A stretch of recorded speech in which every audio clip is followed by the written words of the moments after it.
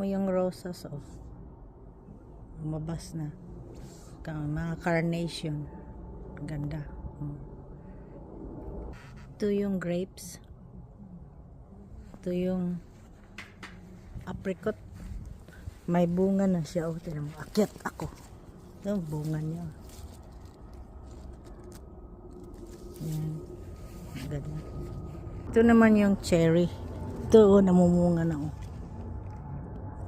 Ayan. Ito naman yung plum. Ito, namumunga na rin, oh.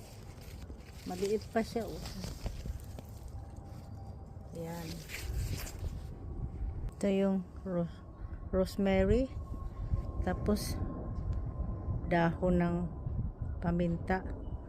Tapos, ito naman yung lavender. Maganda yan, tatanim para wala kayong langaw at saka mga insekto doon sa bahay. Ito naman garden, ganda.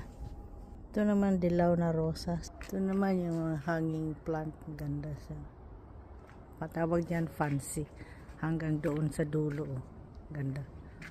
Black na yun sila. Mga next week, lalabong na yan siya. Ito naman yung patatas. Oh, rosas dito sa gilid. Ito yung yung mint. Ito naman yung strawberry. Ito, namumunga na siya, oh. Ayan, oh. Lalaki, oh. Ito yung rhubarb. Ayan. Tanim ako ng mangga, namatay. Ito naman. Ito, oh. Dami ng bunga, oh. Giant strawberry. Lalaki, oh. Hilaw pa yan. Lalaki pa yan. Ito naman yung garlic.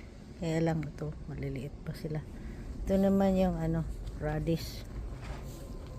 Dito naman yung mustard. Mustasa ba? Mustasa. Ito naman yung kalabasa. Dito naman yung beans. Bagyo beans. Ito yung kamatis. Ito. Ang ganda, no? Oh. Ito. Pero ang paborito ko ito. Ito yung jasmine sa kabila sa loob.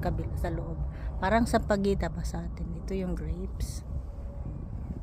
Ang ganda, no? Ito yung nilalagay ko, no? Lumalabong na.